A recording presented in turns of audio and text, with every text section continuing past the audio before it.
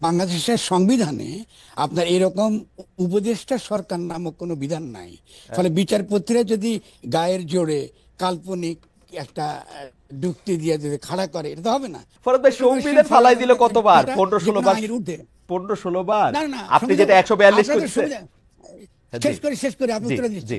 সংবিধান তো আপনি কখনোই লেখেনই নাই। আপনি কি বর্তমানে যে সরকার রয়েছেন, অর্থাৎ ডক্টর মোহাম্মদ ইউনূসের নেতৃত্বে যে অন্তর্বর্তী সরকার, তাকে কি আপনি অবৈধ মনে করেন? না, সেটা আমি অবশ্যই অবৈধ মনে করি। আপনি যদি মনে করেন যে প্রেজেন্ট কনস্টিটিউশনের অধীনে তিনি শপথ যদি না দিতেন, তাহলে এটা বৈধ সরকার হতো। কারণ আপনার পলিটিক্যালি এবং লিগালি দুটোই, যে গণ অভ্যুত্থানই বৈধতার ভিত্তি, রাজনৈতিক এবং আইনি দুটোই। এবং আপনি যখন গণ অভ্যুত্থান করার পরে আপনি নিজে ক্ষমতা দখল করলেন না, আপনি এই শেখ হাসিনার ফ্যাসিস্ট সংবিধানের অধীনে শপথ গ্রহণ করলেন সে সংবিধান রক্ষা করবার জন্য, আপনি অবশ্যই অবৈধ। লিগালি তো ডেফিনেটলি কোনো প্রশ্ন আসে না। কিন্তু আপনি এখানে কন্ট্রাডিকশন, যেটাকে বলা হিস্টোরিক্যাল কন্ট্রাডিকশনটা হলো এই, যে গণ অভ্যুত্থানের স্পিরিটটা তো তাতে চলে যাচ্ছে না সমাজে, এটা তো রয়েছে। ফলে আপনি টিকে আছেন যেহেতু দুটো কারণে, যেহেতু গণঅভ্যুত্থানের স্পিরিটটা এখনো সমাজে রয়েছে, কারণ একটা ঘটনা ঘটে গিয়েছে। আর সেকেন্ডলি আপনি টিকে আছেন যেহেতু সেনাবাহিনী আপনাকে সমর্থন করছে। কিন্তু এটা কোনো লিগ্যাল ফাউন্ডেশন নেই।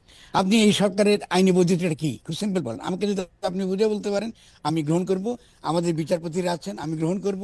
বাংলাদেশে কোনো আইনি লোক থাকলে আমি গ্রহণ করব, সমস্যা তো নাই। আমি আমি যেটাকে দেখি আর কি বৈধতা হিসাবে, সেটা হচ্ছে যে 5 আগস্টের পরে 6 আগস্ট প্রধান বিচারপতির নেতৃত্বে অ্যাপিলেট ডিভিশনের বিচারকদের কাছে এটা জানতে চাওয়া হয়েছিল যে বিশেষ অবস্থায় প্রধানমন্ত্রীর কাজটা প্রধান উপদেষ্টা করতে পারে কিনা, প্রধান উপদেষ্টা তার মতো করে উপদেষ্টা মনোনীত করতে পারে কিনা। তো সুপ্রিম কোর্টের সেই 6 বিচারক, প্রধান বিচারপতি সহ আরো 6 বিচারক, তারা সাইন করে জানালেন যে এটা তারা পারে। এইটা কি না বৈধতা আমি তো হিসাবে, আ- এইটা কি না না, বৈধতা হইতে পারে? আমি তো এটা দেখি নাই। তারা 106 অনুচ্ছেদ অনুযায়ী মত দিয়েছে, তারা জি শপথ গ্রহণ করতে পারে। জি। কিন্তু বাংলাদেশের সংবিধানে আপনার এরকম উপদেষ্টা সরকার নামক কোনো বিধান নাই। ফলে বিচারপতিরা যদি গায়ের জোরে কাল্পনিক একটা যুক্তি দিয়ে যদি খাড়া করে, এটা তো হবে না। আপনাকে হয় পলিটিক্যাল জনগণের অভিপ্রায়, যেটাকে আমরা গণ সার্বভৌমত্ব বলি, যেটা আমাদের সংবিধানে রয়েছে, জনগণের অভিব্যক্তির পরম অভিপ্রায়, এটা আইনি এবং রাজনৈতিক উভয়ই। এটা আইনের ঊর্ধ্বে, কারণ জনগণই সার্বভৌম, ঠিক আছে তোকে। কিন্তু আমাদের কিন্তু বিচারপতিরা কিন্তু এটা করেনি। কোনো বিচারপতি বা কোনো রাজনৈতিক আপনার ব্যক্তি কিংবা কোনো আইন বিশেষজ্ঞ এটা নিয়ে আমার সঙ্গে কথা বলতে পারে, আমি যদি ভুলে আমি মেনে নেব। আমি সিম্পলি বলবো যে বাংলাদেশের সংবিধানে এরকম কোনো প্রকার উপদেষ্টা সরকারের বৈধতা নাই। না মানে প্রথম কথা হচ্ছে জাস্ট জানার জন্য ফরদ ভাই, এইটা কি ভূতাপক্ষ বৈধতা, মানে এখন পর্যন্ত যদি না, আমি দেখছি যে চিফ জাস্টিস যে 6-7 লাইন লিখছেন, সেই 6-7 লাইনের মধ্যে এরকমটা ছিল যে, আমি যা বুঝছি আর কি, যে প্রধানমন্ত্রীর কাজটা প্রধান উপদেষ্টা চালা নিতে পারবেন, তারা একটা সরকার গঠন করতে পারবেন, এটা আমি বুঝছি স্পিরিট থেকে। এখন এটা যদি সংবিধানে নাও থাকে, এইটা ভূতাপেক্ষ বা রেট্রোস্পেক্টিভ, যেটা আমরা আগেও দেখছি সংবিধান সংশোধন করে এটাকে দেওয়া, এটা দিলে এটা চলবে না মানে? আমরা তো আমরা তো গত প্রথম দিন থেকে দীর্ঘকাল আমার যদি বইটি পড়েন, হ্যাঁ। সংবিধান ও গণতন্ত্র, জি সেখানে বলা হয়েছে এই কাজটা অবৈধ। কেন অবৈধ? ভূতাপেক্ষাপূর্ণ কিছু নাই খালেদ।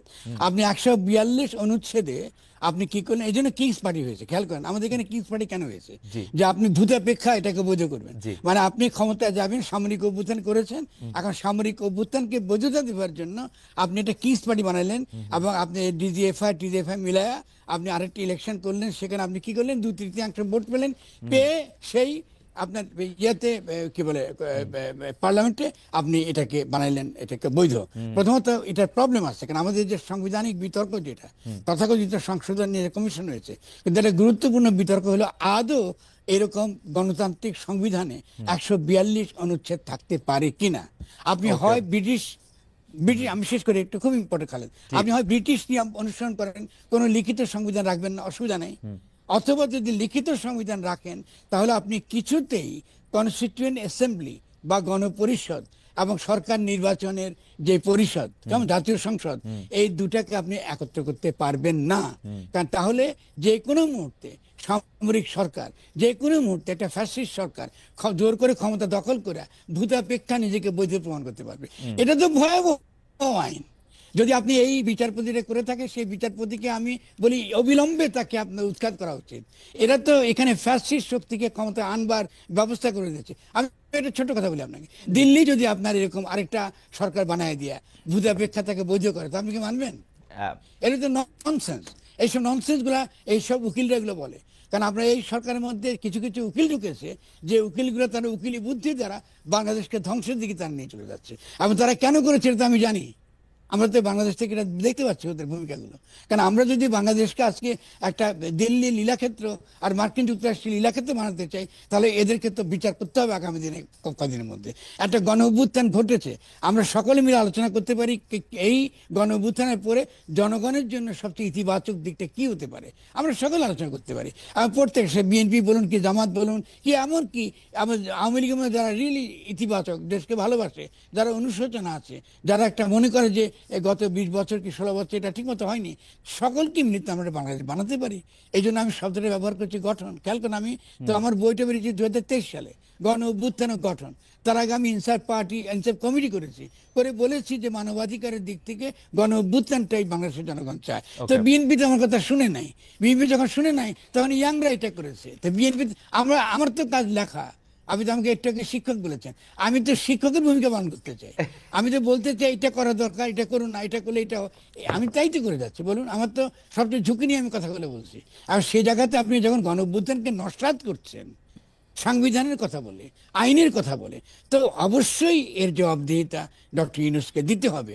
এটার জন্য ওয়াকিরুজ্জামানকে জবাবদিহি বাংলাদেশের জনগণের কাছে করতে হবে, এবং বিচারপতিকেও এটার জন্য জবাবদিহি জনগণকে করতে হবে। আমি থাকতে পারবো, হয়তো আমি দেখবো না ওটা, কিন্তু এই জবাবদিহি তাদেরকে করতে হবে। কারণ আপনি একটা অবৈধ সরকার এইভাবে আপনি রাখতে পারেন না। আপনি হয় পলিটিক্যালি এটাকে রিজলভ করেন, অথবা আপনি আইনিভাবে রিজলভ করেন। আপনি যে মনে করেন ঠিক আছে আপনি গণঅভ্যুত্থান হয়নি, আপনি গণঅভ্যুত্থানের বিরোধী অবস্থান নিয়ে, তো ফাইন, আপনি দেখেন কোন কনস্টিটিউশনের মধ্যে আপনি এরকম একটা সরকার আপনি বৈধ করতে পারবেন। এটা তো চলবে না। আপনি তো জনগণের জীবন নিয়ে ছিনিমিনি খেলতে পারেন না খালেদ। ফরাদ ভাই, আমি আমি আমি কিন্তু আপনার যুক্তিটা বুঝতে পারছি, কিন্তু আমার কাছে যেই জায়গায় একটু আপনার কাছ থেকে একটু বুঝতে চাই সেইটা হলো যে আপনি বলতেছেন যে সংবিধানটা আমরা ফেলে দিতে পারি, আমরা আমরা আমরা অন্যভাবে শপথ নিতে পারি, যেহেতু গণ অভ্যুত্থানে আমরা একটা জন অভিপ্রায় বা গণ অভিপ্রায় আমরা জানছি, আমরা তো এটা ফালা দিতে পারি। কিন্তু আমার প্রশ্ন, গণ অভ্যুত্থানের পরে কিন্তু শপথ লাগে না। এটা খালেদ, এটা একটু আচ্ছা ঠিক আছে, শপথটা বাদ দিলাম, এটা আমার স্লিপ, এটা আমার স্লিপ। না আমি এটা অ্যাড করি আপনাকে, আমি বুঝতে পারছি আমি কি বলতে চাচ্ছেন। গণ অভ্যুত্থানের পরে যেটা লাগে সেটা একটা ঘোষণা, প্রোক্লেমেশন। ওকে, আপনি খেয়াল করেন, ছেলেরা প্রোক্লেমেশন দিতে চেয়েছে, তারপরেও তারা কিন্তু প্রোক্লেমেশন দিতে, তারা দ্বিতীয় অবৈধ কাজ করেছে। আরো খেয়াল করেন আপনি, কেন প্রোক্লেমেশন ইম্পর্টেন্ট। প্রোক্লেমেশন এটা একটা লিগ্যাল ফাউন্ডেশন। প্রোক্লেমেশনটা এই সরকার কিন্তু বৈধ করে দিত, যে কি যুক্তিতে তারা এই গণঅভ্যুত্থানটা করেছে। ফলে এই সরকার অবৈধ সব দিক থেকে। শুধু তাই না, আরেকটা কথা খেয়াল করে কিরকম ভয়ানক কাজ করেছে তারা ছাত্রদেরকে তো আপনার ঘোষণা করতে দেয়ই নাই, এবং এখনো দিচ্ছে না। তারপর শুন, আমি এটা সত্য, একটা ছোট্ট কথা বলি, আপনার দর্শক ভালো বুঝবে। বাপে তো ছেলের নামকরণ করে না, করে কি? তাহলে গণঅভ্যুত্থানের ফসল হয়েছে এই সরকার।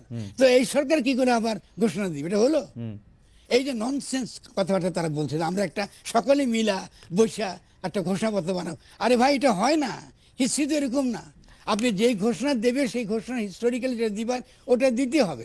তারপরেও কেন আপনি ছাত্রদেরকে ঘোষণা আপনি যদি দিতেন, আপনি একটা লিগ্যাল একটা আপনি ফাউন্ডেশন পাচ্ছেন। ছেলেরা তো এইটাই বলেছে, আমাদের লিগ্যাল ফাউন্ডেশন দরকার, যে আমরা যে একটা ঘটনা ঘটলাম কদিন পরে যে আমাদেরকে আবার ধরে ফাঁসি দিয়ে ঝুলাবে না, তার গ্যারান্টি কি?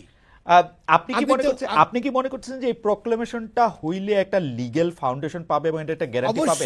কোন একটা সরকার আইসা যদি এই প্রোক্লেমেশন ফালায় দেয়? না, প্রোক্লেমেশন ফালানো যায় না। সংবিধান ফালাই দিল কতবার? 15-16 বার। 15-16 বার। আপনি যেটা 142 করছেন। শেষ করে আপনি উত্তর দিচ্ছি। সংবিধান তো আপনি কখনো লেখেনই নাই। আপনি যে 1972 সালে পাকিস্তানি সংবিধান লিখছেন। আপনি যে সংবিধান লেখার মানে কি লিগালি? আপনি স্বাধীন বাংলাদেশে স্বাধীন বাংলাদেশের জনগণের দ্বারা নির্বাচিত গণপরিষদের দ্বারা প্রণীত গঠনতন্ত্র। এটা লিগ্যাল, হিস্টোরিক্যাল, পলিটিক্যাল। আপনি ওটা করেন নাই। আপনি যাদেরকে পাকিস্তানের সংবিধান বানাবার জন্য পাঠিয়েছিলেন তারা এসে দাবি করলো আমরা বাংলাদেশের সংবিধান বানাবো। এটা মহা আনন্দের বিষয়। এটা তো অধিকার তো তাদের কেউ দেয় না। আপনি 1972 সংবিধান তো 72 সালের সংবিধান, কিন্তু 1972 প্রোক্লামেশন কিন্তু ভ্যালিড। প্রোক্লামেশন জনগণের অভিপ্রায়ের ভিত্তিতে হয়েছে এবং এটা মেনে নিয়েই আমরা যুদ্ধ করেছি এবং সেই প্রোক্লামেশনকে আন্তর্জাতিকভাবে মেনে নেওয়া হয়েছে। ফলে আমরা কখনোই সংবিধান প্রণয়ন করি নাই। আপনি এইটাও অনেকবার বলেছেন এবং আমরা দেখেছি 1972 সালে গণপরিষদ বিতর্কে কাছাকাছি কথা কিন্তু সুরঞ্জিত সেনগুপ্তও বলেছিলেন আসলে। এবং সুরঞ্জিত সেনগুপ্ত ছাড়াও অনেক তাত্ত্বিক বিভিন্ন সময় যখনই এটা নিয়ে আলোচনা হয়েছে তখন এটা নিয়ে কথা বলেছেন, আমরা এটা দেখেছি। আচ্ছা আমি একটু আগাই, কারণ অনেকগুলি বিষয় নিয়ে আপনার সাথে একটু কথা বলতে হবে। সেই ক্ষেত্রে আমি একটু বলতে চাই যে আপনি কি এই জায়গায় কোনো গ্যাপ দেখেন? ধরেন সংবিধানটা অধীনে শপথ নিল না বা একটা সরকার গঠিত হইল, আইন হিসাবে তখন কোনটা মানা হইতো? মানে বাংলাদেশে যে রেগুলার আইন আছে যেগুলো আসলে সো কল্ড সংবিধানের নামে যেগুলো এনাক্ট করা হয়েছে সেগুলি দিয়েই কি চলতো? মানে একই থাকতো, একই থাকতো? আমি খুব সহজ একটা ফর্মুলা দিয়েছি, আপনি ওটা আমার দেবেন। আপনি একটু আবার যদি সেটা ছিল দুটা, একটা মাত্র আইন কথা বলতে হয়। সেটা হলো যে আমরা ক্ষমতা নিয়েছি জনগণের পক্ষে এবং আমরা জনগণের গণসার্বভৌমত্ব মানে পপুলার সভারেন্টিকে আমরা রিপ্রেজেন্ট করি। ফলে স্বভাবতই আমাদের হাতে সার্বভৌম ক্ষমতা এবং এখন থেকে দেশ আমাদের আদেশ অনুযায়ী চলবে বা ফরমান অনুযায়ী চলবে। কিন্তু যতক্ষণ পর্যন্ত, এটা হলো ইম্পর্টেন্ট প্রশ্ন, যতক্ষণ পর্যন্ত না আমরা নতুন গঠনতন্ত্র প্রণয়ন করতে না পারছি ততদিন পর্যন্ত বিদ্যমান আইনই চলবে। বর্তমান আইনে কার্যকরী থাকবে শুধুমাত্র যে সকল আইন আন্তর্জাতিক মানবাধিকারের সঙ্গে সংগতিপূর্ণ নয় সেসব আইনগুলো বাতিল হয়ে যাবে। খুব সিম্পল। আমি তো এই ফর্মুলা প্রথম দিন থেকে দিয়েছি। আপনি খুব সিম্পলি বলতে পারেন যে আমরা যে আইন আছে সেই আইন দ্বারা চলবো যতদিন পর্যন্ত নতুন গঠন প্রণয়ন করতে না পারছি, কিন্তু আমরা শুধুমাত্র সেই আইনগুলো বাতিল হয়ে যাবে। যেমন ধরুন আপনি র্যাব বিলুপ্ত হয়ে যাবে, আপনাকে ডিজিটাল সিকিউরিটি অ্যাক্ট বিলুপ্ত হয়ে যাবে। যা কিছু আইন আন্তর্জাতিক মানবাধিকারের সঙ্গে এই সংগতিপূর্ণ নয়, ওটা আমাদের প্রধান বিচারপতি ঠিক করবেন যে কোনটা সংগতিপূর্ণ কোনটা অসংগতিপূর্ণ। একটা লাইনের ঘোষণার দ্বারা আপনি অতি সহজে একটা বৈধ সরকার গঠন করতে পারতেন